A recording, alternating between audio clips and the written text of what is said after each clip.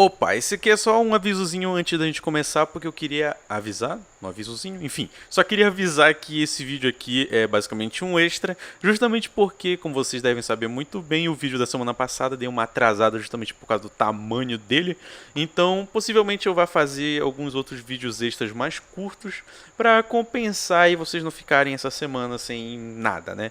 Então, antes da gente voltar na semana que vem na nossa programação normal, eu vou possivelmente tentar trazer algumas coisinhas mais curtas e mais fáceis de modo geral para fazer. Então é basicamente isso e podem continuar. Beleza, curiosidade aleatória que ninguém precisava ou queria saber, mas eu sou um completo alucinado pela franquia do Godzilla. Ok, eu não quero bancar uma de David Jones aqui acidentalmente, mas eu posso garantir que eu já vi todos os filmes da franquia ao menos uma vez em toda a minha vida. Tudo bem que eu assisti o primeiro de 56 umas 20 a 30 vezes no mínimo, e talvez mais. Porém, de todo modo, a questão não é essa. Na realidade, eu sempre gostei de criações amadoras de conteúdo de terror envolvendo justamente o Rei dos Monstros. Não é à toa que uma das minhas creepypastas favoritas de todos os tempos é o Ness Godzilla, e inclusive o meu filme favorito do garotão é o Shin Godzilla. E eu sei que ele não é realmente de terror, mas existe um certo horror físico na própria aparência do Shin e na forma com que ele evolui. E é com todo esse contexto em mente que eu realmente fiquei extremamente interessado quando o fato de existir uma série de analogue horror sobre o Godzilla chegou nos meus ouvidos. Então, desse modo, encare esse vídeo aqui mais como eu querendo matar minha curiosidade sobre o projeto em si, do que, sei lá, eu tentando explicar pra vocês uma história mega interessante cheia de reviravoltas. Então, com isso em mente, vamos dar uma olhadinha nessa coisa bizarra. O projeto se encontra no canal americano Switchmation Trials, que foi criado em abril de 2022.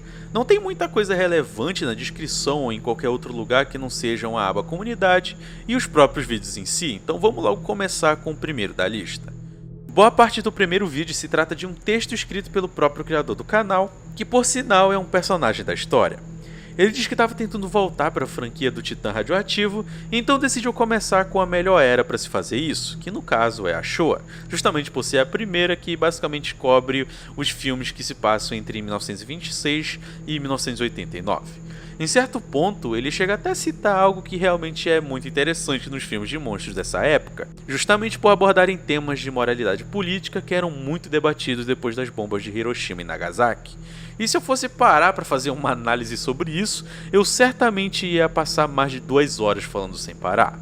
Então, de todo modo, o real motivo para o criador do canal ter postado esse vídeo não era para começar um debate geopolítico sobre o cenário pós-Segunda Guerra, mas sim deixar registrado na internet algo muito estranho que ele presenciou. De acordo com ele, durante a cena de luta entre o Godzilla e o Aguirus, que acontece no segundo filme da franquia, algo muito estranho aconteceu.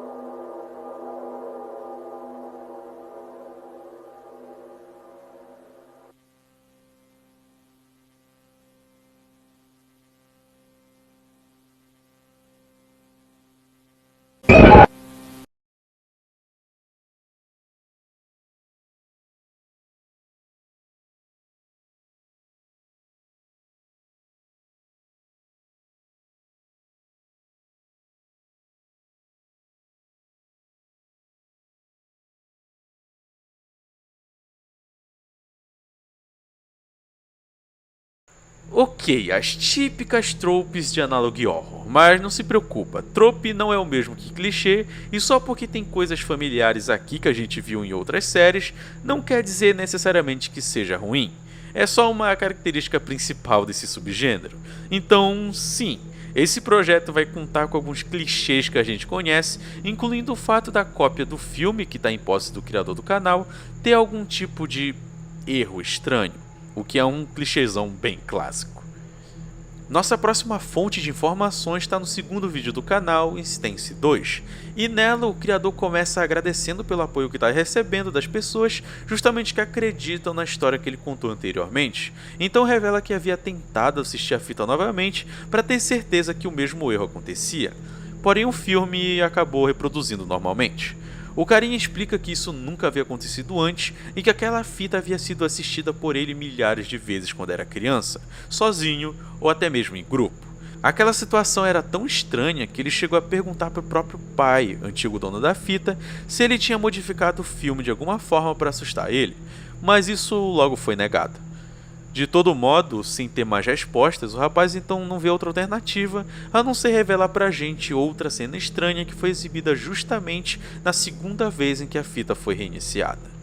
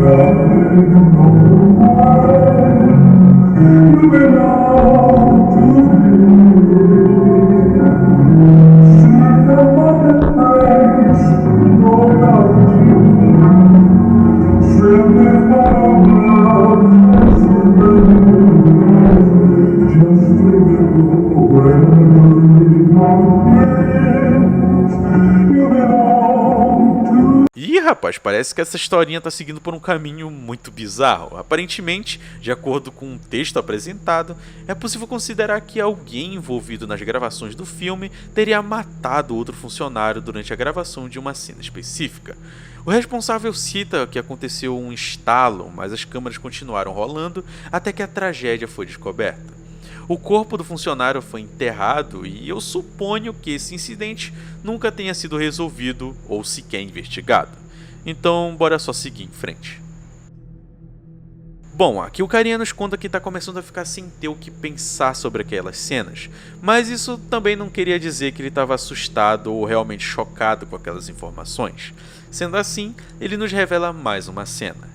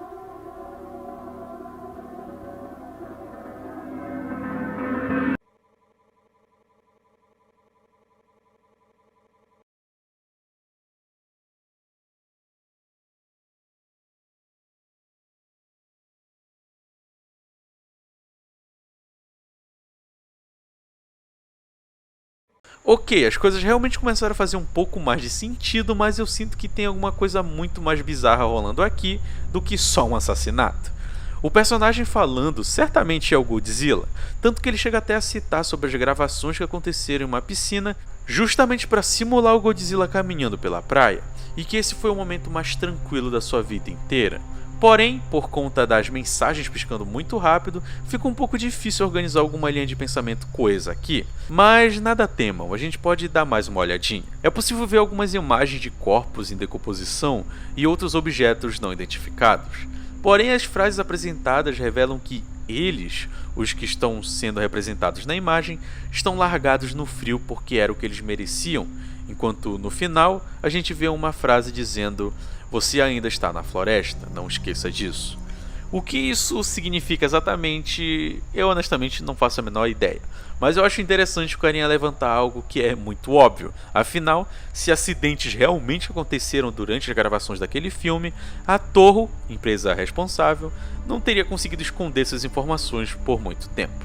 O quarto videozinho desse projeto é um pouquinho fora da curva, já que ele começa com um personagem andando no meio da floresta. Muito possivelmente por referência ao que foi dito no texto da cena mostrada anteriormente. Durante esse vídeo, diversas imagens confusas são exibidas para a gente. E como eu recebo uma merreca justamente para dar sentido à confusão, eu não tenho outra escolha a não ser fazer um palpite. Então, olhando superficialmente e forçando um pouquinho, essas imagens parecem ser fotografias de raio-x de alguém com ossos quebrados, eu sei lá. Coloca aí embaixo nos comentários o que tu acha que essas imagens significam. De resto, o episódio prossegue a mostrar algumas coisas bem estranhas, como alguém usando uma lanterna laser em uma janela com grades em um lugar que parecia abandonado. Mas assim como o que foi mostrado anteriormente, eu realmente não faço a menor ideia do que isso significa. Esse episódio inteiro é extremamente confuso e tudo fica pior com esse título enorme em forma de código binário que significa imersão. Então é assim que a gente segue diretamente para o último vídeo do canal, ao menos até o momento. A gravação acompanha alguém em uma floresta coberta de neve, então a cena logo muda para uma câmera largada no chão, dando destaque a uma faca presa no gelo. A gente pode ver um trovão cair ao longe e em seguida é exibida uma fotografia da mesma floresta com pegadas na neve. O nosso foco então volta para a faca na neve, onde logo a gente escuta alguém caminhar nas grossas camadas de gelo, se aproximar da faca e logo sair do foco da câmera sem nenhuma explicação.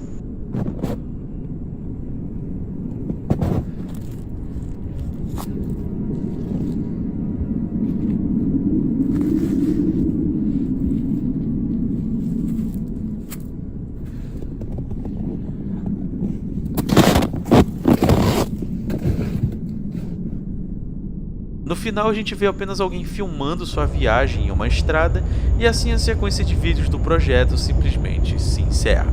Mas calma, porque ainda existem algumas coisinhas para serem analisadas na aba comunidade do canal, porque tem 3 postagens muito curiosas que possivelmente podem até nos ajudar a entender ao menos alguma coisinha do que está acontecendo. Em uma delas a gente tem uma imagenzinha bem meme do Godzilla parado atrás de uma porta. Parece um frame daquelas cenas malucas que o carinha do canal mostrou pra gente, mas nenhuma delas apresenta uma cena realmente assim. Então nosso foco logo muda rapidamente para a segunda postagem, onde o carinha manda um pedido de desculpa pro público por estar há muito tempo sem postar vídeos. Ele diz que vai viajar para fora do estado, mas iria tentar atualizar o público com alguma coisa. Não parece ser nada de muito anormal aqui, porém quando tu presta atenção na primeira letra de cada uma das frases, se forma a mensagem "He's near", ou ele está perto.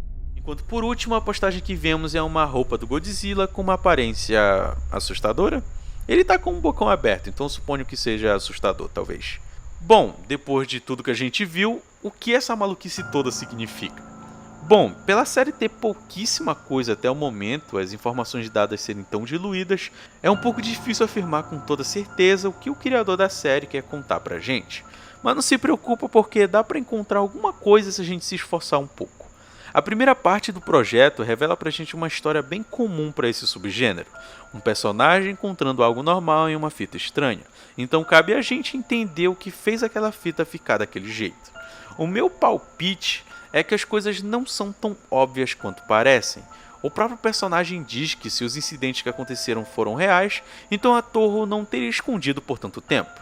Então é por isso que, pra mim, o filme tem sim algo de sobrenatural, mas não a produção do filme em si.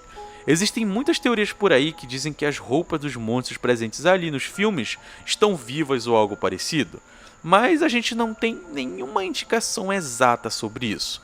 O que a gente sabe é que alguém cometeu uma certa sequência de crimes e esses crimes, de alguma forma, estão associados com o filme em si. Se esse for o caso, então é possível que o assassino acredite ser o próprio Godzilla e por isso ele usa o filme para mandar suas mensagens. O curioso é que esse assassino certamente possui alguma conexão com o criador do canal. Não é à toa que em diversas mensagens o próprio assassino se dirige ao rapaz diretamente como se ele tivesse envolvido com aquilo de certa forma. De todo modo, me parece que o projeto está muito no início e tem potencial para ser um ótimo analogue horror, apesar de se recusar a abandonar certos clichês do subgênero. Opa, então, como eu falei no próprio vídeo, não tem muita coisa para se acrescentar aqui, mas eu acho que eu vou aproveitar esse tempinho aqui, que eu falo pra cacete, né, para acrescentar algumas coisinhas que eu acabei não colocando no roteiro e que eu pensei enquanto gravava, né, que é o fato de que, aparentemente, de fato, o que eu tanto criticava. Na real, ok, deixa eu contextualizar melhor. É que há muito tempo atrás, tipo no começo do ano passado, existia aquele discurso de que os analog horrors saturaram e ninguém aguenta mais, tá ligado? E eu sempre falei que, bom, pera, calma aí, como assim saturou, tá ligado? A parada nem atingiu o potencial máximo e a galera já quer forçar uma saturação que não existe, tá ligado? E de fato, eu ainda acredito nisso. Eu acredito que naquela época realmente não existia essa saturação toda que o nego falava. Existia uma saturação com o próprio Mandela Catalog, porque tudo era Mandela Catalog. Assim como muito tempo tudo era uma cópia de Local 58. Só que, assim como eu mesmo falei agora, era só questão de tempo até as coisas, esses projetos atingirem seu potencial. Então a gente teve muitos projetos ótimos, né, com o passar do tempo, tanto grandes como Monumentos Mitos, que eu sempre falo, né, eu sempre puxo o saco, como outros projetos menores, como aquele do carinha que é pintor, que eu esqueci o nome, é Spook alguma coisa, não sei, ou outros projetos mais elaborados, como as fitas VHS de FNAF ou Tererel. O fato é que a galera, sei lá, eu não sei qual é o que tem na cabeça da galera, que tipo, os analog horrors, eles sim possuem semelhanças porque é um subgênero parecido. Então é claro que tu vai ter coisas que são parecidas, tipo, por que o cara tem que ter sempre uma fita perdida? Porque essa é a parada, tá ligado? São fitas perdidas, esse é o contexto, esse é o conceito da parada. Então se tu tira isso, se tu transforma em outra coisa, então tu tem que dar uma justificativa boa pra isso, como o próprio Kane Pixels, né, do Backrooms faz. As fitas das Backrooms, elas não são perdidas, elas estão lá nos arquivos da Sync, mas elas estão lá, tá ligado? Então eu acho que depende, na real, tudo depende de como é executado. Se é bem executado, tem que ser louvado, se é mal executado, tem que ser criticado. Então é nesse ponto que a gente volta aqui pro Analog Horror do Godzilla. Porque eu honestamente, tipo, sendo bem sincero aqui, eu só fiz esse vídeo sobre esse assunto porque eu gosto muito de Godzilla e eu queria saber como o cara ia desenrolar tudo, tá ligado? E eu honestamente realmente esperava que ele fosse desenvolver uma parada meio NES, sabe? A creepypasta do Godzilla, tá ligado? Tipo, usar elementos do Godzilla pra criar uma história de terror por trás e blá blá blá. Tanto que por muito tempo eu realmente achei que esse Analog Horror era, sei lá, uma creepypasta não, um Analog Horror que rola dentro do universo de Godzilla, né? Não que fosse algo fora. Então quando eu me deparei com isso aqui, eu fiquei, tipo, um pouco decepcionado, honestamente, porque, como eu disse, a parada tem potencial para ser usado, o universo do Godzilla, não falando aqui como fã, né? Mas tipo, falando como uma pessoa genérica, digamos assim, tem potencial para te fazer algo assim, tá ligado? Porque na minha cabeça eu imaginei que era um analog horror de fitas perdidas de pessoas que estavam estudando o Godzilla e era sobre os efeitos da parada e tererel. Então, acabou que não foi isso, sabe? Tipo, acabou que é um analog horror bem comum. Eu acho que esse é o meu ponto principal com relação a esse analog horror. Ele é bem comum. Eu até conversei com o Roboto antes disso, né? Porque eu sempre converso assim, sempre falo com o Roboto sobre, bom, eu vou fazer essas paradas aqui, tá ligado? E ele sempre fala que as minhas ideias são uma merda. Então, tipo, ele obviamente falou que a minha ideia era tipo, não faz, é uma merda, é muito ruim. E eu falei, não, vou fazer, foda-se, kkk, vou fazer sim. E nessa discussão que a gente teve, a gente falou sobre tudo, tererel, eu falei que eu não acho esse projeto ruim, tá ligado? Eu não acho ruim, porque pra mim ruim, o analog horror ruim, não é nem ele, ele não te dá medo. É ele um Analog Horror bom é o que te deixa interessado na história. E esse Analog Horror me deixou interessado. Eu fiquei realmente curioso pra tentar entender o que a história tá rolando, tá ligado? Então, pra mim, algo ruim, um Analog Horror ruim, é aquele que tu não consegue levar a história a sério. Tu acha ela ridícula pelo caminho que ela tá seguindo. Eu consigo até pensar em alguns exemplos disso, não é mesmo? Mas eu não vou citar aqui pra não gerar treta nem nada, enfim. Então eu acho esse projeto muito bom. Não, bom não, né? Eu acho ele bom, porque eu acho que ele ainda tem muito potencial pra trazer coisas boas. Pra mim ele tem pouquíssima coisa, sei lá, uns 4 episódios no máximo. Eles jogam muita coisa na nossa cara e acabam não explicando nada, né? Eles acabam sendo bem superficiais, assim. Tu tem lá a historinha sobre o incidente, tu tem esse tipo de coisa, mas nada muito tá ligado? Porra, agora eu sei onde a história tá indo. Não, não tem nada disso. E tudo bem, porque é aquilo, né? É questão do tempo. Eu lembro muito, eu penso muito no Analog Horror lembra do Gmod, né? Tipo, o primeiro lá do Gmod 9 Fan, que era o da sombra, né? Ele brincava muito com essa questão da paciência, de que vai acontecer alguma coisa. Era justamente nessa questão de que, pô, tu é só uma pessoa observando a história, que te deixava imerso e curioso pra saber como é que a coisa ia se desenrolar, tá ligado? Tanto que, apesar de tudo, o Gmod 9 Fan era mais criar uma ambientação em homenagem aos anos de 2009, tereréu. Então, tudo tinha um propósito. Então eu acho que ainda falta um propósito aqui, tá ligado? Nesse projeto. Eu tenho pensado bastante sobre esse conceito do propósito. Porque, ó, eu vou pegar uns Analog Horrors bem picas, tipo Monument Mythos. Tipo, por exemplo, o propósito de Monument Mythos é ser uma história, um Analog Horror sobre história alternativa. E os cachorros latinos. Então, tipo, ele pega eventos reais e fala, ah, e se fosse assim, tá ligado? Então nessa mudança, tu tem um puta efeito borboleta onde a história é totalmente diferente. Então esse é o propósito, ser uma experiência disso. Qual é o propósito de Vita Carnes? Ser um documentário biológico sobre as criaturas de carne. Qual é o propósito de, sei lá,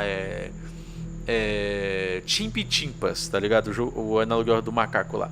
É ser uma homenagem à FNAF e ser uma propaganda pro jogo que ia lançar. Qual o propósito do Mario 64 Classified lá, tá ligado? O propósito é juntar todos esses elementos bizarros presentes no iceberg do Mario, tá ligado? Sobre as conspirações e tal, juntar tudo numa história coesa que faz tudo, que une tudo, tá ligado? Então, eu não vi muito propósito aqui nesse Analog Horror ainda, tá ligado? Eu não sei o que ele quer fazer, eu não sei se ele quer usar o Godzilla só como símbolo da parada, ou ele vai realmente usar o Godzilla como base para a história dele, para, sei lá, ser uma história de assassinato envolvendo um cara que acredita que é o Godzilla, tá ligado? Ele se perdeu ali e virou Godzilla. Ou, quem sabe, ser um Analog Horror sobre a possibilidade das roupas dos monstros lá dos filmes estarem vivos e eles morrerem, entendeu? Porque, querendo ou não, apesar de eu não concordar que essa seja a resposta, né, pro Analog Horror, eu não acredito que esse seja não, pera, como assim? Então, apesar de não acreditar que esse seja, né, a história de tudo, eu ainda assim acharia que seria interessante se fosse isso. Eu realmente achei interessante. Então é basicamente isso, tá ligado? Eu não tenho muita crítica com relação à parada, porque até então eu acho tudo bem feitinho, sabe? Ah, tu pode achar que quebra a imersão a forma com que o Godzilla aparece lá no primeiro vídeo, que é meio bizarro e tal. Claro, tu pode achar, fica à vontade. Mas eu não me desconectei. Eu acho que tem potencial, tá ligado? Eu sempre gosto de ver as paradas com potencial. Sempre eu gosto de esperar que, bom, é só questão de tempo até a parada melhorar de verdade, sabe? É ao contrário de quando a gente vê um Analog Horror ou algum projeto muito bom, que começa muito bom, porque eu já fico com o pé atrás pra, pô, mano, isso aqui não vai sustentar por muito tempo, tá ligado? Então eu prefiro me manter com as expectativas altas aqui e ver aonde essa maluquice toda vai levar a gente, né? Então, enfim. Antes da gente terminar, eu só queria fazer aqueles agradecimentos básicos, né, a todo mundo que está envolvido no canal. Muito obrigado aos membros bombíssimos de platina do canal. Muito obrigado a Moni, ao Ethany e ao Smile Demon, que é o novíssimo bombíssimo de platina que tá, tipo, ontem, né? De acordo com o tempo que eu estou escrevendo aqui, que eu tô gravando, quer dizer. Tá um ano, então seja bem-vindo, Ismael Demo. Muito obrigado pelo apoio ao nosso trabalho, sério mesmo. Muito obrigado por confiar no que a gente faz e dar esse voto de confiança, sério mesmo. E é claro que eu tô incluindo todos os membros do canal. Muito obrigado a todos vocês pelo apoio. Muito obrigado ao nosso queridíssimo Empadão, que é um carinha novo, o nosso editor novo, que editou esse vídeo aqui. Do nada, né? Porque eu chamei ele do nada pra editar isso aqui. Mas muito obrigado pra ele. Com certeza ele tá fazendo um trabalho muito bom. Muito obrigado ao Raiken, se bem que eu escrevi esse roteiro num dia só, então ele não revisou, mas muito obrigado ao Raiken. Muito obrigado ao Roboto por ser o nosso editor robozinho maravilhoso. E muito obrigado a você que me ouviu falando sem parar até esse momento. Então, muito obrigado a todos. Enfim, eu sou o Thales do Pombo Atômico e a gente se vê na semana que vem.